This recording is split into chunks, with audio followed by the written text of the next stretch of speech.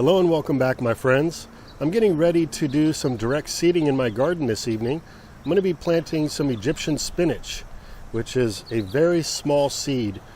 And I thought it would be a good opportunity for me to pull out the camera and share with you some tips to ensure success in the garden. When direct seeding, there's a few things that can pop up that can cause problems. One of the potential issues is that wildlife, especially birds, can come into your garden bed and disturb and eat those seeds that you just planted. Oftentimes when we disturb a new plot of ground, whether you're tilling it up or you just pulled some weeds and you did a bit of work in an area, the wildlife takes notice. In my case, my backyard chickens also notice this, and they'll come around looking for seeds that may have scattered, or pill bugs and worms and other insects they might be able to eat. So you run the risk of having newly planted seed crops, especially the smaller seeds, being eaten by wildlife. Another potential issue to arise would be, okay, let's say the wild birds or your chickens left your patch alone, but now you've got some sprouts starting to develop and the insects come in. In my case, I'm always dealing with pill bugs, slugs, and snails. Very common if I'm planting new seeds in the ground. Once those little sprouts come up, they're very susceptible to being completely wiped out in one evening even. I've had complete rows of freshly seeded crops that once they began to sprout were completely mowed down by insects. So that can be quite disheartening. Another potential issue is that we get these seeds in the ground, they're growing, the weather's warmed up, everything's looking good, but then we get a cold snap. The weather gets a little bit too chilly one evening and you've got these little baby sprouts just developing and you get some damage. So that can be another potential problem. I'm going to share with you how I go about direct seeding and give myself the best opportunity for success. It's quick, it's easy, it's simple, it's a proven technique that I've used time and time again. So follow me over to this raised garden bed over here and I'll show you how I do it. Alright, so here's some of that Egyptian spinach seed I was talking about. You can see how tiny this is. So I've got my garden bed all prepared here. Now if I was planting a larger seed, I would often make a little trench like this, plant my seeds, and then cover it back up.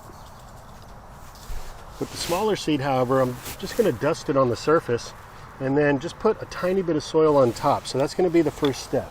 So here's where I want my Egyptian spinach to grow, and I'm just going to sprinkle it.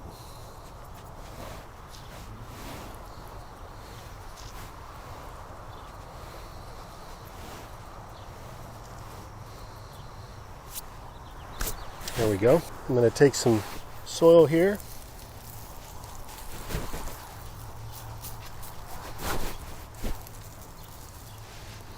Just dust over that area.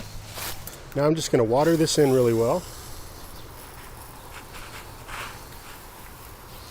I can hear the birds right now. They're watching me thinking, he just planted some treats for us.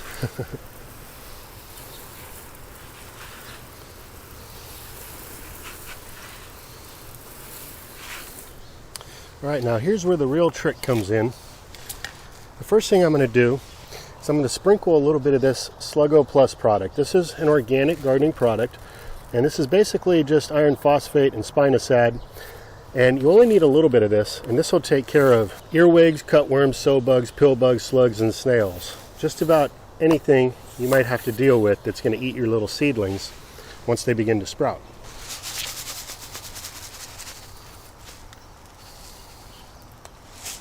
That's all you need. A little bit goes a long way, and you're going to want to activate it by giving it a little bit more water.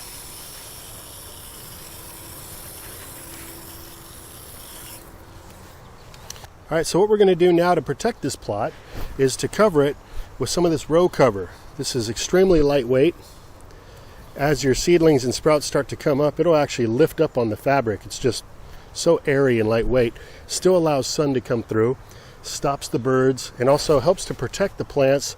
If you do drop into that frost zone and you've got some susceptible seedlings growing, this is going to help to protect it and keep them alive through that as well. So a lot of different things this can be used for. And in my case, this also keeps my chickens out.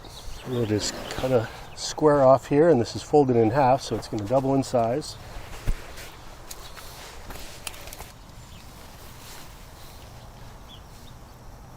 And that's all there is to it. Now you just want to secure it. You can do that using some garden staples like you would use to pin down some of your drip irrigation system, or you can use bricks, which is what I'm going to put down.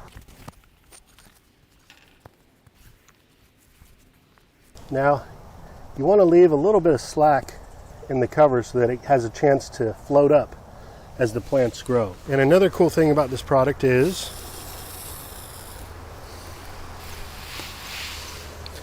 you can water right through it. So there you have it, a quick and easy gardening tip for you today when you're direct seeding. All you need is the row cover, some Sluggo Plus, and that's going to help to increase your overall success rate. So with that, I want to wish you all a great rest of the day. If you found this video helpful or entertaining in some way, be sure to smash the thumbs up. And if you haven't already, I invite you to subscribe to the channel. New videos every week, sometimes every day, and I'm always updating you on all the different projects going on around here. All right, everybody, thanks for watching. Have yourself a good one. Take care.